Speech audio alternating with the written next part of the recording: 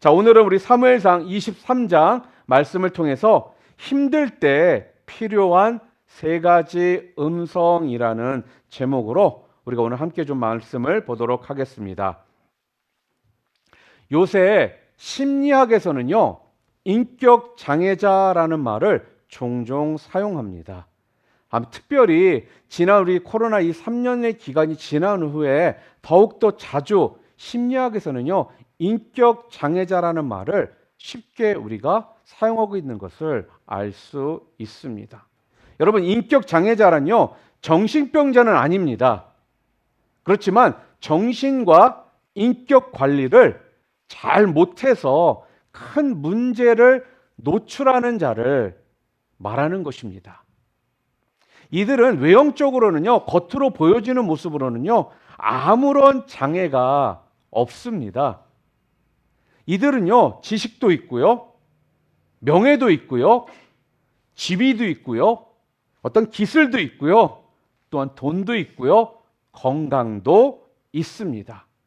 그러나 인격과 공동체성에 문제가 있는 겁니다. 이 병은요, 가장 치료하기 힘든 난치병이라고 합니다. 왜냐하면 대개 교만 때문에 생기는 것이고요. 또한 교만하여 스스로 그 병을 또한 잘 인정하지 않기 때문에 생기는 병이라고 합니다. 자, 그렇다면 누가 인격 장애자일까요? 사실 모든 사람들이요, 인격 장애자입니다. 태초에 아담이 범죄해서요, 하나님의 어떤 영을 잃어버리면서부터 모든 사람들이 부분적으로는 다 인격 장애자의 그 모습을 가지게 된 것입니다. 다만 경중의 차이가 있을 뿐입니다. 좀 더 가볍고 무겁다라는 어떤 더 강하고 좀 더 약하고 이 차이는 있을지 모르겠지만 이러한 모습들을 다 가지고 있다라는 거예요. 인격 장애를 가진 사람들에게는요, 공통적인 증상이 있습니다. 여러분, 뭐라고 생각하십니까? 인격 장애를 가진 사람들에게 나타나는 공통적인 증상은요, 뭔가를 내가 잘못한 것에 대해 아니면 내가 어떤 진 것에 대해서 지나치게 예민하고 또한 실패와 또한 잘못에 대해서요, 지나치게 비참하게 생각하고 또한 집착을 하는 것입니다. 그러니까 한마디로요, 실패에 어떤 여유가 없는 겁니다. 사람이 여러분 한번 생각해 보세요. 성공만을 생각한다라면요, 그 삶은 정말 비참할 수밖에 없습니다. 왜냐하면 성공하지 못했을 때 오는 그 스트레스가 얼마나 크겠어요, 여러분. 또한 이렇게 실패에 여유가 없는 사람들에게 또한 나타나는 특징이 또 있습니다. 그게 뭐냐 하면 하나의 어떤 문제 있잖아요. 그럼 그 문제에 대해서 인생의 전부를 거는 것입니다. 그 문제가 그냥 부분적이고 일시적인 어떤 문제임에도 불구하고요, 그것이 깨어지잖아요. 그러면 내 인생이 다 무너진다라고 생각하는 것입니다. 그처럼 하나의 문제를 극대화하여 그 문제에 자신의 어떤 전 인생의 성패를 걸면요, 그 인생이 어떻게 행복한 인생이 될 수 있겠습니까? 행복할 틈이 없는 겁니다. 특별히 한국에서 자라오신 분들이나 한국에 대해서 잘 아시는 분들은 아마 공감할 수 있는 내용일 겁니다.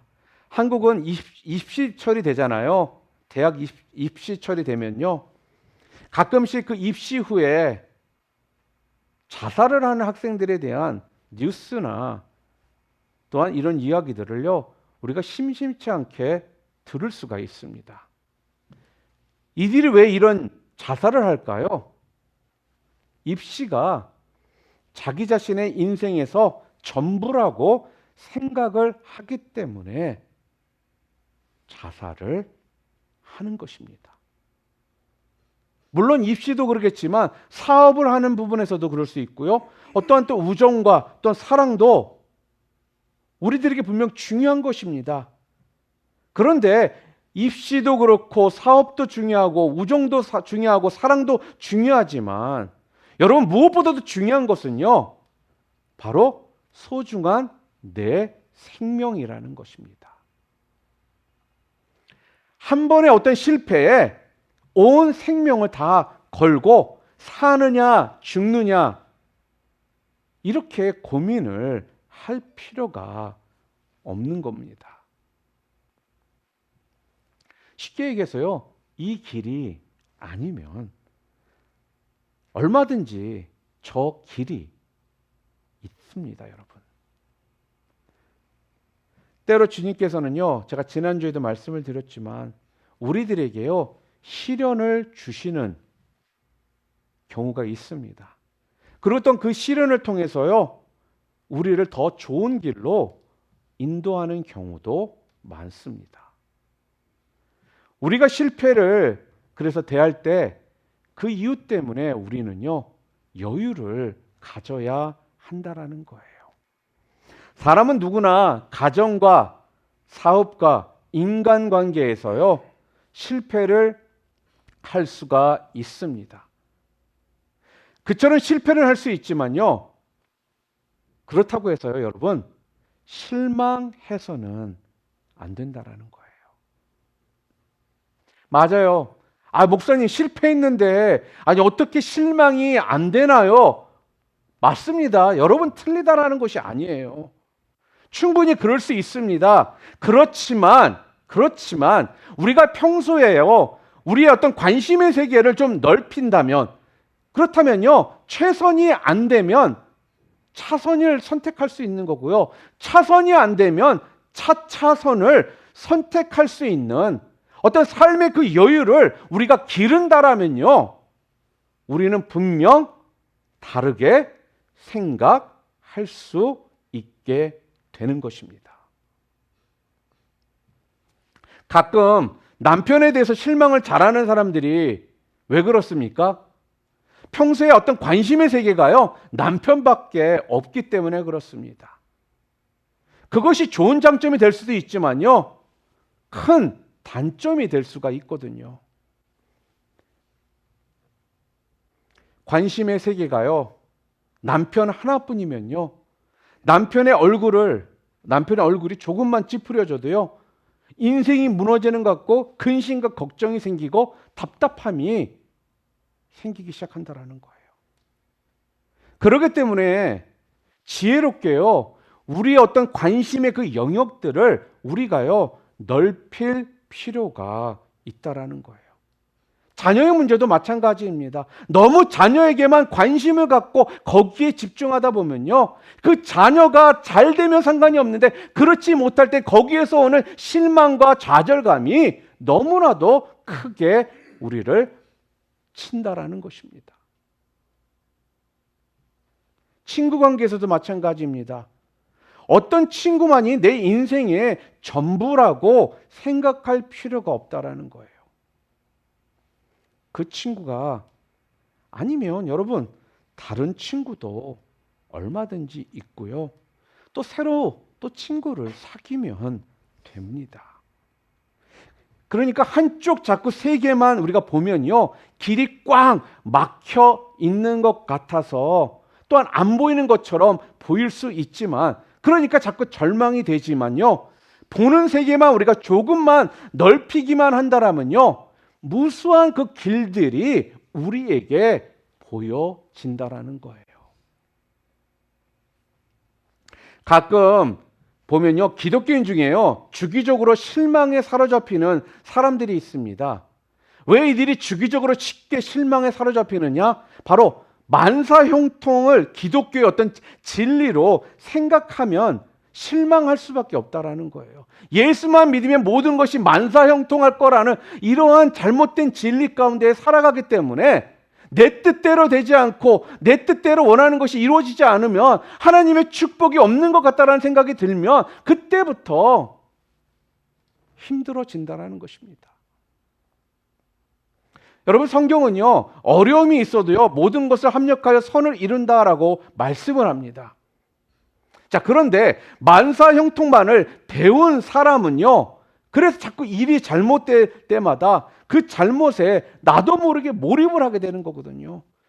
몰입을 하다면 결국 어떤 일이 벌어집니까? 나도 모르게 하나님을 원망한다라는 것입니다. 하나님 너무하십니다. 하나님 불공평합니다. 왜 저의 기도는 안 들어주시는 거예요? 왜 저는 축복해 주지 않으십니까? 이렇게 되더라는 거죠. 그러다가 그 다음에 어떤 모습으로 우리가 빠지기 쉽습니까? 죄책감에 빠집니다. 아, 내가 죄가 많아서 그러는 거 아닐까? 여러분, 그런 생각이 들었으면 죄를 인정하고 눈물로 회개를 하면 좋아요. 그런데 많은 경우요, 어떻게 하는 줄 아십니까? 자책합니다. 그러면서 절망에 빠지면서요, 더 큰 문제가 되더라는 거예요. 우리는 그래서요, 만사 형통을 바라지 말아야 합니다. 그러니까 기본적으로요, 만사 형통을 복이라고 생각하는 그 자세는 틀린 거라는 것입니다. 만사 형통을 복이라고 생각하는 건요, 오히려 여러분 자신을 망하게 하는 길이라는 거예요.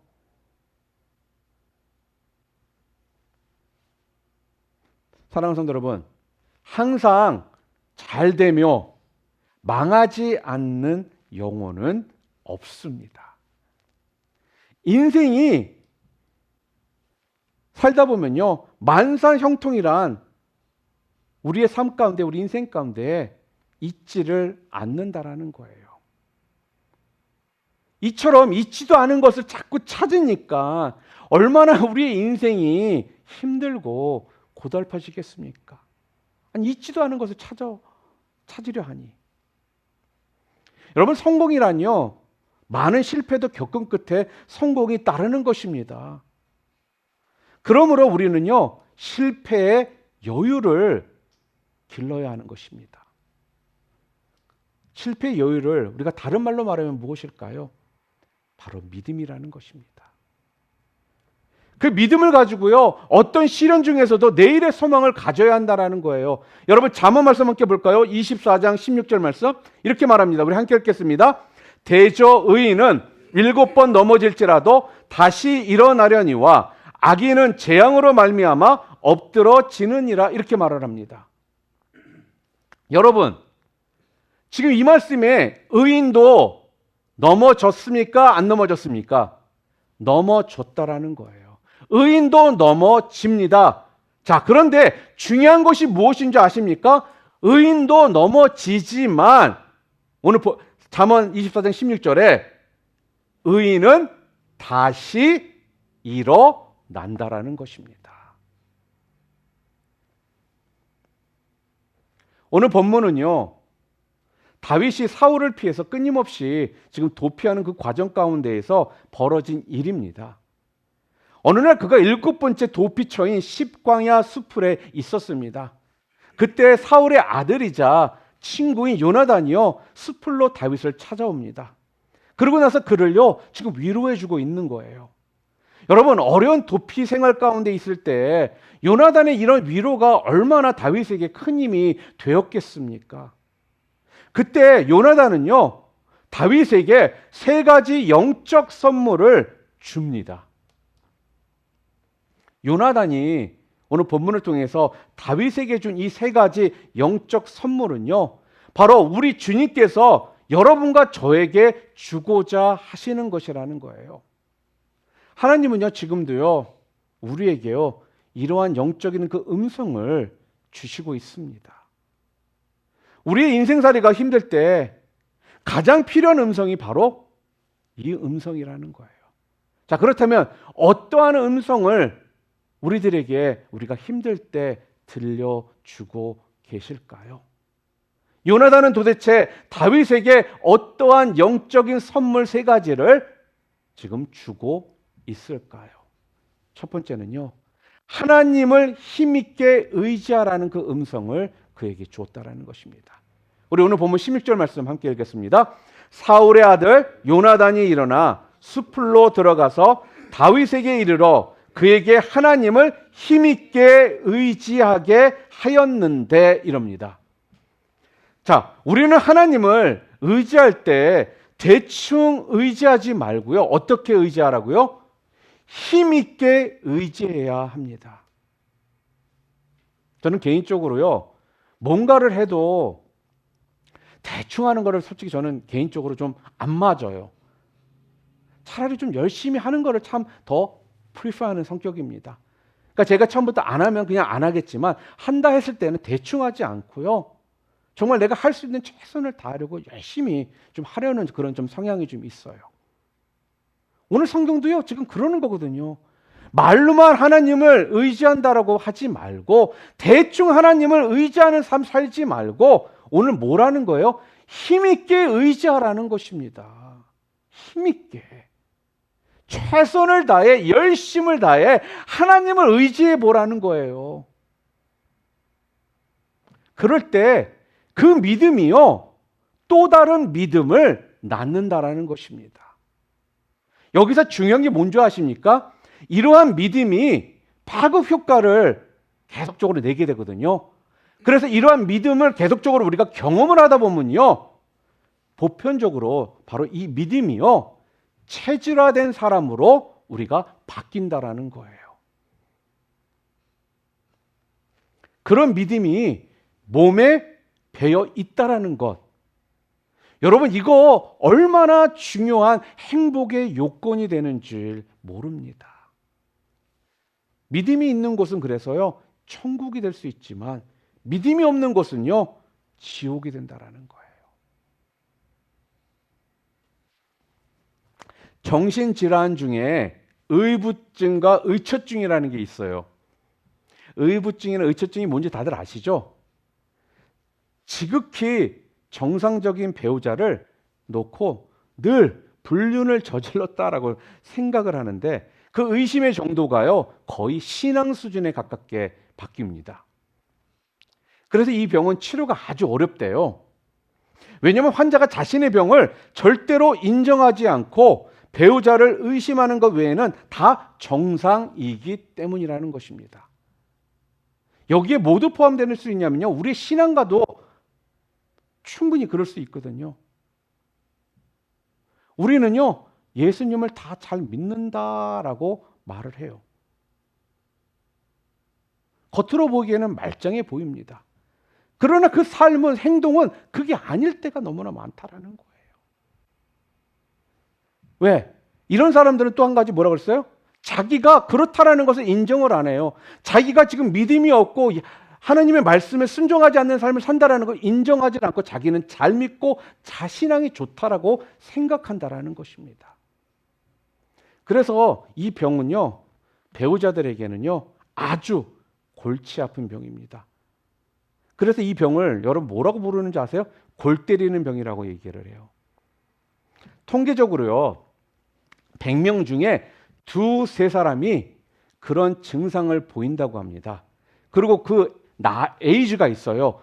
렌지가 35세부터 55세 사이에 발생합니다. 이 자리에 있는 분들은 다 속하죠? 이런 사람들은 일반적으로 성격이 굉장히 까다로워요.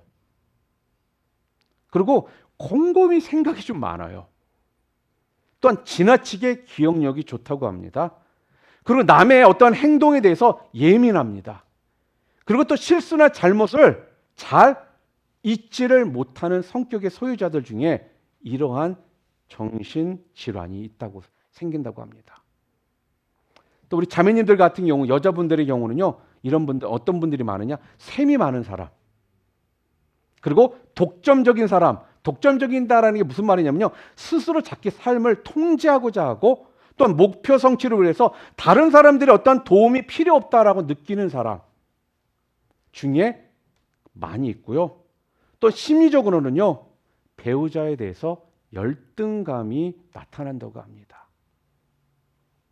그리고 또 특별히 억압적이거나 편집증적인 부모 밑에서 자란 사람, 편집증적인 거는 파라노이아라고 그러죠. 무슨 말이냐면요, 어릴 때 자라오면서요, 부모의 어떤 억압과 또 부모가요, 하나하나 잘잘못을 다 따져가면서 애들을 믿어주지 않는 이런 환경 속에서 자라고 허물을 자꾸 캐어내고, 이렇게 믿음을 배우지 못한 사람 중에 많이 생긴다고 합니다. 여러분, 이처럼 믿지를 못하면요, 이 세상은 정말 지옥입니다. 믿으면 천국이 되는데 믿지를 못하면요, 지옥에서 살 수밖에 없게 된다는 거예요. 여러분, 사실 믿지를 못한다는 것처럼 괴로운 일도 없거든요. 부부 관계에서도 그렇고요, 친구 관계에서도 그렇고요. 믿고 나면 너무나도 편한데 그렇지 못하면 너무나도 힘들고 괴로울 수밖에 없다는 거예요. 남편을 전적으로 믿는 아내는요, 남편이 늦게 올수록 사랑의 수은도가 올라가면서 진심으로 남편을 위하고 걱정을 하다가 남편을 보는 순간 얼굴이 환해집니다. 그러나 반대로요, 믿지 못하는 아내는요, 엉뚱한 상상을 하며 의심의 수은주가 올라갑니다. 어디로 샜나? 누구를 혹시 만나? 무슨 수작을 하나? 오만 가지 추측을 하고 그 추측대로 믿습니다.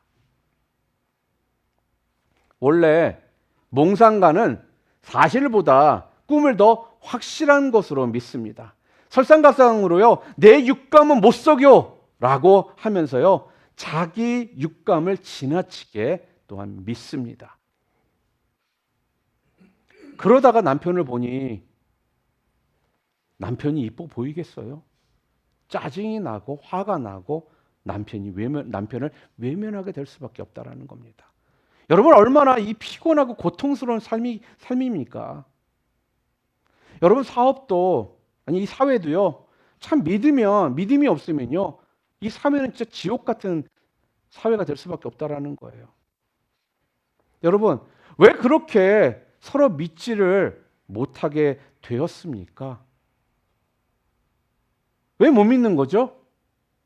사실 모든 불신은요, 근본적으로 하나님을 믿지 못하는 데서 나온다라는 거예요. 하나님을 믿지 못하기 때문에 다른 사람들 또한 믿지를 못하는 거예요. 여러분, 우리 주변을 보잖아요. 수많은 기적들이 지금도 일어나고 있습니다. 그런데 이런 것들을 보고 들었음에도 불구하고요, 하나님을 믿지 못하면요, 어떻게 믿음의 기초가 생성될 수가 있겠습니까? 그렇기 때문에 우리는요, 하나님을 믿어야 된다라는 거예요. 사람에게 가장 중요한 것은요, 하나님에 대한 그래서 믿음이라는 것입니다. 자, 그렇다면 하나님은 특별히 좀 힘있게 의지하려면 여러분과 제가 두 가지 사실을 인정해야 되고 알아야 됩니다. 하나님을 힘있게 믿기 위해서는요, 첫 번째는요, 먼저 자기 자신이 한번 따라해 보세요. 인격 장애가 있는 무능한 존재다. 한번 따라해 보세요. 인격 장애가 있는 무능한 존재라는 것을요, 알아야 한다라는 거예요. 이게 무슨 말씀입니까? 낮은 심령의 골짜기에 하나님의 그 은혜의 물이 고이는 것처럼 물은요, 낮으면 낮을수록 그곳에 물은 고일 수밖에 없다라는 거예요. 그러니까 자기 자신이 무능한 존재임을 내가 깨닫는 바로 그 순간에 전능하신 하나님의 그 능력이 나타나게 된다라는 거예요. 또한 두 번째는 무엇일까요? 하나님을 우리가 힘있게 의지하려면 자신이 하나님 안에서 따라해 보세요. 가능성이 있는 무한한 존재다. 가능성이 있는 무한한 존재임을 알아야 합니다. 이게 무슨 말입니까? 다른 말이 아니라요, 우리의 겉모습은 질그릇처럼 별 볼 일 없다 할지라도요, 하나님을 믿는 사람은요, 그 속에 하나님께서 무한한 보화를 주신다라는 거예요. 자, 그러니까 질그릇 속에 보화를 가진 것이 금그릇 속에 돌을 가진 것보다 훨씬 낫다. 그 이야기가 되는 겁니다. 여러분, 그릇만 좋아요. 그런데 거기 돌 들어가 있는 것, 그게 여러분이 원하시는 것입니까? 비록 그릇은 질그릇이에요. 별 볼일 없는 그릇이지만 그것에 금부화가 들어가 있는 것이 더 나은 것 아니냐 하는 말씀입니다. 그렇기 때문에요, 여러분과 저는요, 예수 그리스도를 구주로 영접한 순간 우리는 성령님을 모시고 있기 때문에 우리는 우리 가운데 금은보화를 가지고 있는 그러한 소중한 존재가 된 것입니다. 사랑하는 성도 여러분, 그렇기 때문에 행복의 근원은요, 결국은 주님을 힘 있게 의지하고 사는 것에 있습니다. 우리가 진정 주님을 마음속에 모시면요, 여태까지 내가 잘났다라고 생각했던 자신은 죽게 되는 것이고요, 그렇게 강팍하고 완고했던 그 내 마음 가운데 내 마음은요, 사라지게 된다라는 거예요. 자, 그러면 그때부터요, 음침하고 어두웠던 그 밤은요, 지나가고요, 유쾌한 아침이 찾아오는 것이 된다는 겁니다. 그때부터 여러분의 세계는 다시금 펼쳐지는 것이고 수많은 축복의 길들이요, 보이기 시작하는 거예요. 두 번째로, 어떠한 음성을 우리들에게 성령의 선물로 주셨느냐? 안전에 대한 확신을 가지라는 그 음성이었습니다. 17절 말씀 함께 읽겠습니다. 곧 요나단이 그에게 이르기를 두려워하지 말라, 내 아버지 사울의 손이 내게 미치지 못할 것이요. 여러분, 본문 말씀의 다음 부분을 보면요, 다윗은 지금 도피 행로 중에 가장 큰 위험에 처하게 됩니다. 어떤 위험이냐면요, 10거민들이 고자질을 해요. 누구한테? 사울에게요. 다윗이 여기에 있다라고 알려준 것입니다. 그래서 사울이 다윗을 쫓아와 죽이려고 오는 거예요. 자, 이렇게 위급한 순간에 하나님께서 오늘 본문을 보면요, 어떻게 역사를 하시는지 아십니까? 블레셋이요, 이스라엘을 침공하게 만드시더라는 거예요. 그러자 사울은 급히 오라라는 이 전가를 받고 다윗을 쫓기를 그치고 블레셋을 치러 돌아갑니다. 그래서요, 그곳의 이름을 오늘 성경에 뭐라고 했냐면 셀라 하만드곳이라고 불렀습니다. 우리 28절 말씀 함께 읽겠습니다. 이에 사울이 다윗 뒤쫓기를 그치고 돌아와 블레셋 사람을 치러 갔으므로 그곳을 셀라 하만드곳이라 칭하니라. 하나님은 이렇게 위기의 순간에요, 우리를 지켜주시는 셀라 하만드곳의 하나님이심을 믿으시기를 바랍니다. 그러므로요, 우리는 사방으로 우겨싸움을 당해도요, 걱정할 필요가 없다라는 거예요. 왜냐하면 우리 성도들에게는요, 항상 위로 향한 직통문이 열려 있기 때문에 그렇습니다. 세상 사람들은요, 동서남북, 동쪽, 서쪽, 남쪽, 북쪽 이렇게 사방만을 바라보지만요, 우리 성도들에게는요, 방향이 더 하나 있다라는 거예요. 그것이 바로 뭡니까? 바로 하늘이라는 것입니다. 그래서 우리 성도들의 삶은요, 동서남북 사방 플러스 1의 삶이라는 것입니다. 세상 사람들은 3차원 세계에 살지만요, 우리 성도들은 4차원의 세계에 산다라는 거예요. 여러분, 1 플러스 1 여러분 좋아하시잖아요. 다들 1 플러스 1 좋아하잖아요. 그리고 1 플러스 1이 있으면 그것을 고르는 게, 짚는 게 우리의 본 모습 아닙니까? 지금 여러분과 저의 삶은요, 이렇게 명품 플러스 1의 삶을 살아가는 삶이 바로 여러분과 저의 삶이라는 거예요. 플러스 1, 어찌 보면 별거 아닐 것 같지만요, 일마다 때마다 이렇게 플러스 1이 더해진다라고 한번 생각해 보시기를 바랍니다. 시간이 지나면요, 이렇게 플러스 1의 삶과 보통 삶은 엄청난 차이를 나타나게 된다라는 거예요. 사랑하는 성도 여러분, 그래서 성도는요, 어떤 상황 가운데서도 두려워할 것이 없습니다. 왜냐하면 위로부터 전능하신 하나님의 능력이 우리 가운데 내려오기 때문입니다. 여러분, 영어로 극복하다라는 단어가 뭐가 있을까요? 극복하다. overcome이라는 단어가 있습니다. 그렇죠? 이 over라는 단어는요. 어떤 것 위에서 처음부터 끝까지 걸쳐서라는 뜻이 있습니다. 그리고 come은 온다라는 뜻입니다. 즉 우리 위에 하나님의 그 능력이 내려와 우리의 삶의 전반을 걸치고 있다라면 우리는 어떠한 상황 속에 있을지라도 극복할 수 있게 된다라는 말이 되는 겁니다. 이처럼 우리가요 하나님을 붙들고 또한 최선을 다해 헌신하며 살면요 아무리 힘든 상황 중에서도요 길을 열어주시고 또한 필요를 채워주시는 그 하나님의 그런 기적적인 은혜를 체험하게 될 것입니다. 또한 세 번째로요 어떤 음성일까요? 바로 내일의 산 소망을 가지라는 음성입니다. 오늘 본문 17절 말씀 함께 읽겠습니다. 너는 이스라엘 왕이 되고 나는 내 다음이 될 것을 내 아버지 사울도 안다 하니라 라고 말하면서요 다윗의 마음에 지금 소망을 불러 일으켜 주고 있습니다. 지금 다윗은 사울 왕을 피해서요 여기저기로 조금 도망을 치고 있습니다. 그의 상황을 본다면 언제 어떻게 죽을지 모르는 상황 속에 있다라는 거예요. 그런데요 오늘 요나단이 그에게요 지금의 너 이 모습만 보지 말고 그 후에 있을 그 소망을 바라보라는 그 음성을 그에게 지금 주고 있다는 것입니다. 여러분 아무리 봐도 우리는요 부족한 것들이 참 많습니다.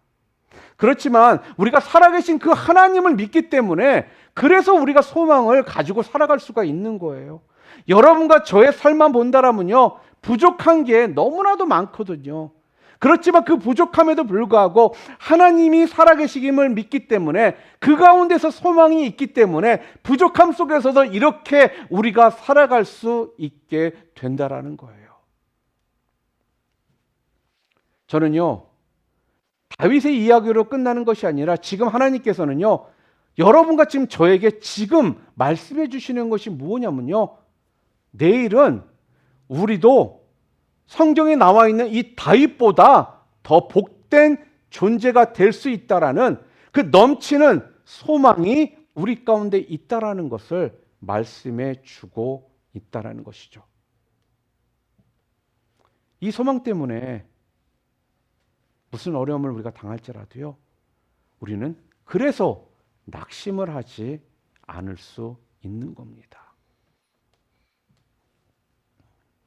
옛날에는 사람들이 성공에는 IQ가 중요하다고 얘기를 했습니다. IQ가 뭐예요? Intelligence Quotient라고 그러죠. 지능지수라고 이야기를 합니다.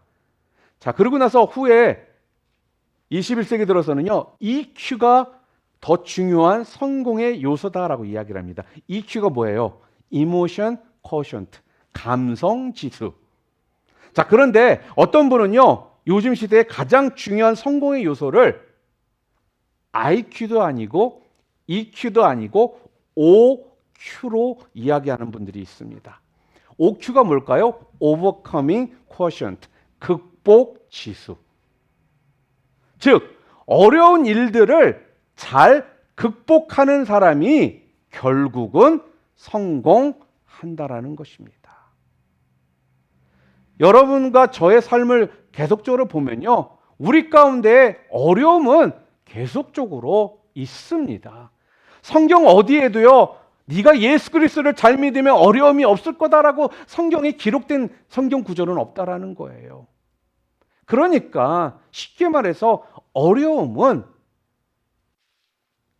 천국 가기 전까지는 계속 우리 가운데 있다라는 거예요. 그러니까 결국은요. 이 어려움을 어떻게 내가 잘 극복하느냐가 성공도 되지만 이 땅에서 내가 어떻게 행복한 삶을, 감사가 넘치는 삶을, 기쁨이 넘치는 삶을 살아가게 되는지를 결정해 준다라는 것입니다. 잘 생각해 보세요. 지금 현대인들은요, 옛날 사람들보다 훨씬 잘 삽니다. 맞아요, 틀려요? 맞죠? 옛날 사람들보다 지금 우리 현대 살고 있는 사람들이 훨씬 잘 살잖아요. 자, 그런데 아니 정말 이렇게 예전보다 옛날보다 지금의 사람들이 훨씬 잘 살고 있는데 왜 절망 가운데 사는 사람들이 옛날보다 지금 이 시대 현실에 살고 있는 사람들이 더 많으냐 하는 겁니다. 여러분 도대체 문제가 뭘까요? 아니 옛날보다 훨씬 잘 살고 있음에도 불구하고 왜 절망 가운데 사는 사람은 지금이 더 많으냐 하는 겁니다. 그 이유가 뭘까요? 바로 상대적인 박탈감 때문이라는 거예요. 여러분 살다 보면요, 상대적인 박탈감은 있지만 그 상대적 박탈감을 이길 수 있어야 합니다. 그냥 바보처럼요 맨날 남만 탓하는 것은요 우리 자신의 어리석음과 나약함을요 더 증폭시킬 뿐이라는 것입니다. 가끔 사람들이 어려운 일을 당하거나 어려운 상황 속에 있으면요 주위에 있는 사람들에 대한 배신감을 토로합니다.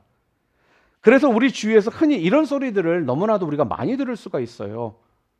형제도 소용없어, 친구도 소용없어, 교회도 소용없어, 자식도 소용없어. 그러면서 아주 굉장한 어떤 진리를 발견한 것처럼 다음과 같이 열변을 토하는 분들이 있다라는 거예요. 사람은 믿을 것이 못돼. 여러분, 문제가 무엇입니까? 나를 실망시킨 그 사람이 문제입니까? 아니라는 것입니다. 오히려 남을 소용의 대상으로 보고 있는 자신이 문제입니다. 여러분, 소용이란 말이 무엇입니까? 적절할 때 이용한다라는 말입니다. 적절할 때 이용한다. 그처럼 적절할 때 이용해 먹는 것이 형제입니까? 적절할 때 이용해 먹으려고 여러분들 친구 사귀십니까? 적절할 때 이용해 먹으려고 여러분 교회 다니십니까? 그리고 적절할 때 여러분 이용해 먹으려고 자식을 지금 키우십니까? 그것이 아니라면요, 형제도 소용없어, 친구도 소용없어, 교회도 소용없어, 자식도 소용없어라는 말을 할 필요가 없다라는 거예요. 사실 이런 말이 자신의 입에서 나온다라는 것 자체가요, 뭔지 아십니까? 자신이 얼마나 자기 중심적인 성향을 보여주고 있는 사람인지를 보여주는 부끄러운 모습이라는 거예요.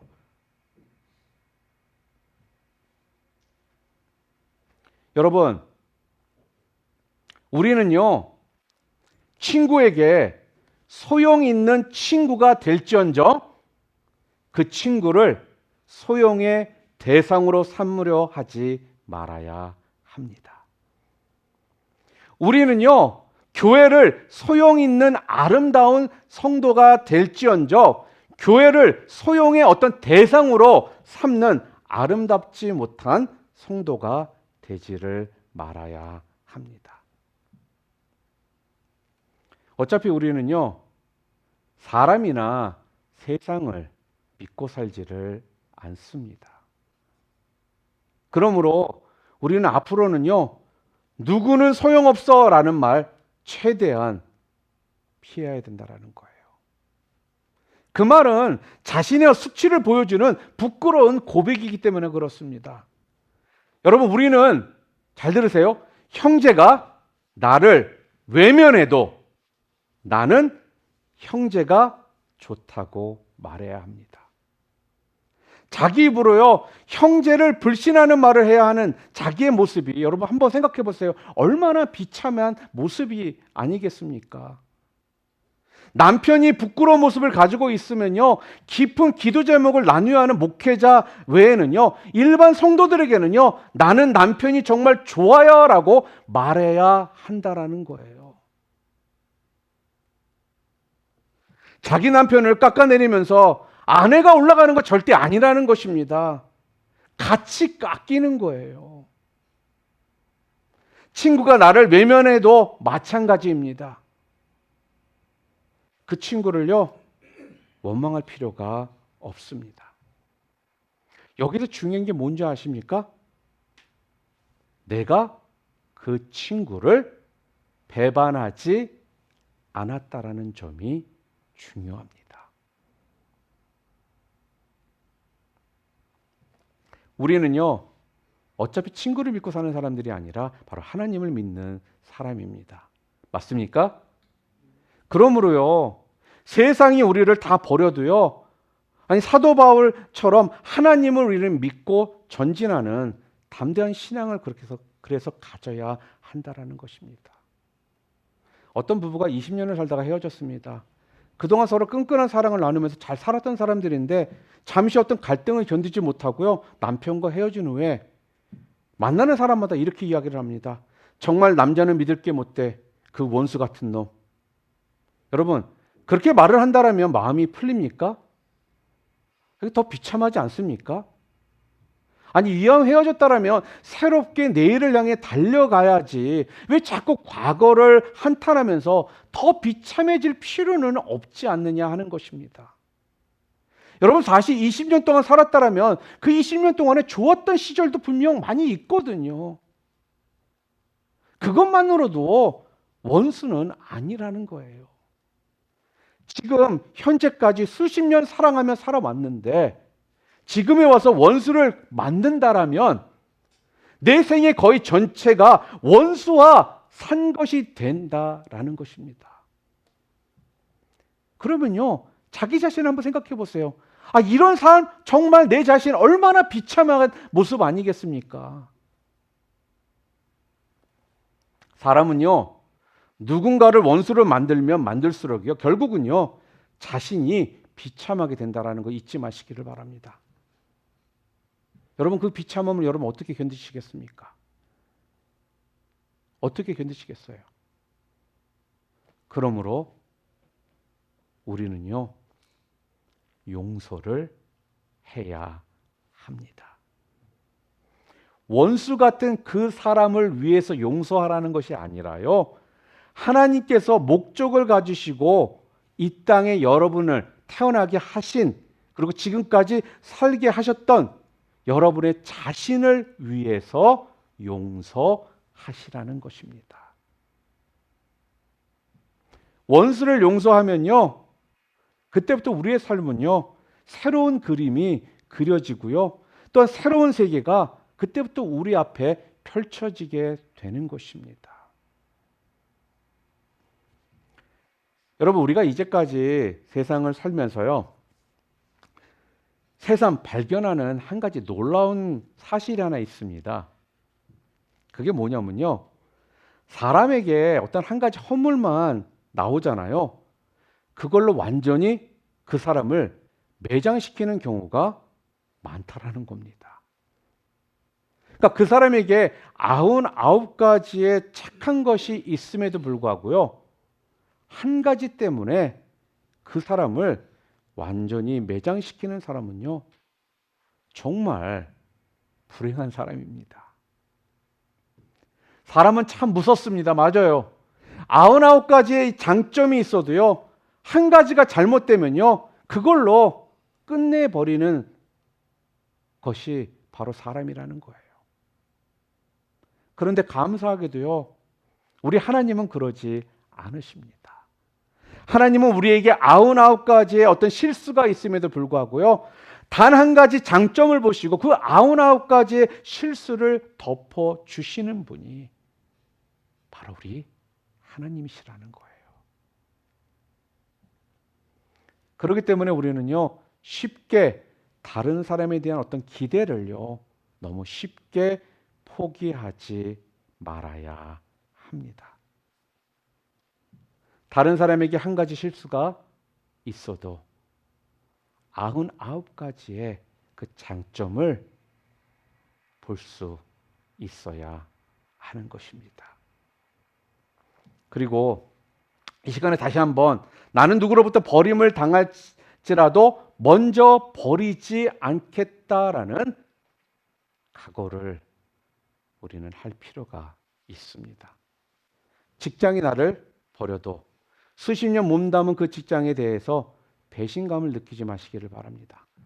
내가 그곳에서 몸담은 수십 년의 생애를요, 여러분 소중하게 알아야 하기 때문에 그렇습니다. 사람이 배신한 것 같은 상황에서도요, 하나님의 선한 섭리를 믿고요, 더 하나님을 찾으면요, 하나님은 반드시 더 나은 새로운 길을요, 열어 주실 것입니다. 행복의 원인은 사람에게 있다라는 환상을 버리시기를 바랍니다. 행복의 원인은요, 오직 하나님에게 있습니다. 그러므로 우리가 세상적으로 무언가를 잃어버려도요, 그러니까 너무 절망하지 마시기를 바라요. 사실 무언가를 잃어버리고 그 상황을 극복해서 성공한 사람들에 대한 이야기를 우리는 참 많이 알고 있지 않습니까? 물론 무엇인가가 잘 안 풀리고 큰 고통을 당하면 마음이 힘들고 또한 상실감이 큰 건 사실입니다. 그러나요, 그 가운데에서도 우리 가운데 남아있는 것이 있다는 것을 잊지 마시기를 바랍니다. 그게 뭘까요? 여전히 하나님은 살아 계시다라는 것. 또한 감사하게도 나에게 하나님을 믿는 믿음이 있다라는 것. 또한 그 믿음을 가진 내 소중한 생명은 남아 있다라는 것. 이렇게 생각하면요, 아직도 여러분과 저에게는요, 더 중요한 것이 많이 남아있는 셈인 것입니다. 그렇기 때문에 우리에게는요, 희망, 바로 그 소망이 있는 것입니다. 우리는 어떤 경우에는요, 내일의 희망이 없다라고 탄식하는 경우도 있는데, 더 이상은 내일의 희망이 없다라고 탄식하지 말아야 합니다. 누구도 자기의 미래를 절망해야 하는 사람은 없습니다. 여러분, 인생이란 항상 기쁨도 있고, 맞아요, 슬픔도 있고, 즐거움도 있고, 낙심도 있고, 혼란스럽고 무질서하게 이렇게 지금 섞여져 나타나는 것이요, 여러분, 인생이라는 거예요. 어느 누구 인생도요, 기쁨과 감사만 넘쳐나는 인생은 없다라는 것입니다. 진정한 인생의 모습에는 이 모든 것들이 섞여져서 나타나게 된다라는 것입니다. 어떤 때에는 우리가 기대하는 것보다요, 훨씬 더 일이 잘 될 수도 있어요. 그렇지만 어떤 때는요, 우리가 기대하는 것보다 일이 더 실망스럽게 될 때도 있다라는 것입니다. 그런 모든 상황에서 무엇보다도 중요한 것은요, 변함없이 하나님을 믿는 그 믿음이고, 하나님께서 우리를 도와주실 것이라는 확신, 바로 이것이라는 겁니다. 그처럼 우리가 하나님을 힘있게 의지하고 어떤 경우에도 안전을 확신하시고 내일의 산 소망을 가지고 여러분이 산다라면 하나님의 축복의 손길은 결코 우리를 떠나지 않을 것입니다. 지금 혹시 어려움이 있는 분들이 계십니까? 그렇다면 잊지 마시기를 바랍니다. 바로 이 어려움 후에는요, 더 큰 영광이 기다리고 있음을 아시고 항상 주님 중심적으로 살며 충성하시는 여러분과 제가 될 수 있기를 주님의 이름으로 축복합니다.